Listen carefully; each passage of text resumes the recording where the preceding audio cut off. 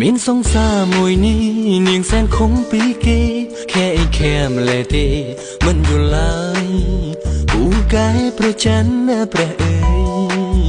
មិនបានឡើយបាននាងស្អិតយ៉ាងនេះពេលដែលខាំងម្ដង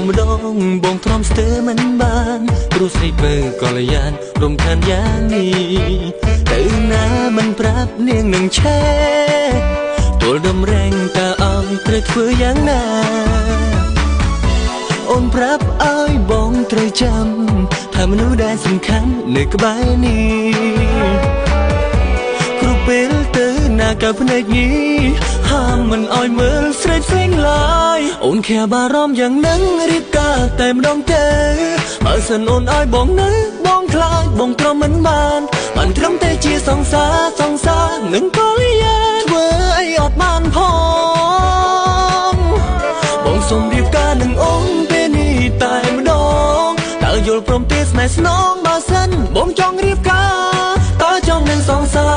រឬមួយអូនចង់រៀបការក៏យ៉ាងណាពេលនេះ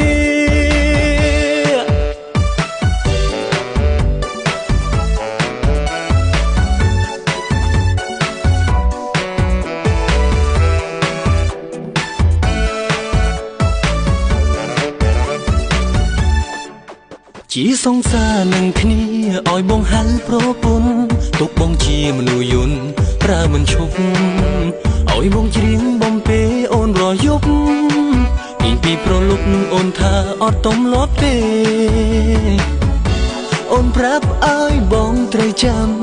ថាមនុស្សដែលសំខាន់នៅក្បែរនេះគ្រប់ពេលទៅណាកៅភ្នែកនេះហាមមិនឲ្យមើលស្រីផ្សេងឡើយអូនខែបារម្ភយ៉ាងនឹងរៀបការតែម្ដងទៅបើសិនអូនឲ្យបងនៅបងខ្លាចបងទ្រាំមិនបានត្រឹមតែជាសង្សារនឹងកល្យានធ្វើអីអត់បានផង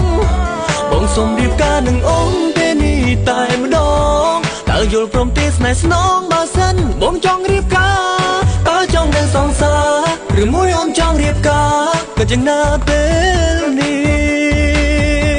អូនខែបារម្ភយ៉ាងនឹងរៀបការតែម្ដងទៅបើសិនអូនឲ្យបងនៅបងខ្លាចបងទ្រាំមិនបានត្រឹមតែជាសង្សារនឹងកល្យានធ្វើអីអត់បាន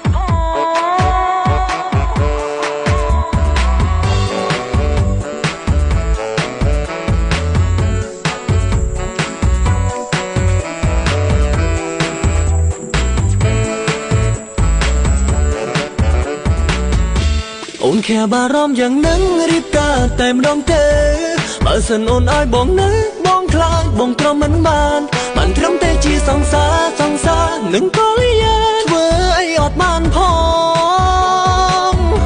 បងសូមរៀបការនឹងអូនពេលនេះតែម្ដងតើយល់ព្រមទេស្នេហ៍ស្នងបើសិនបងចង់រៀបការតើចង់នឹងសង្សារឬមួយអូនចង់រៀបការក៏យ៉ាងណាពេល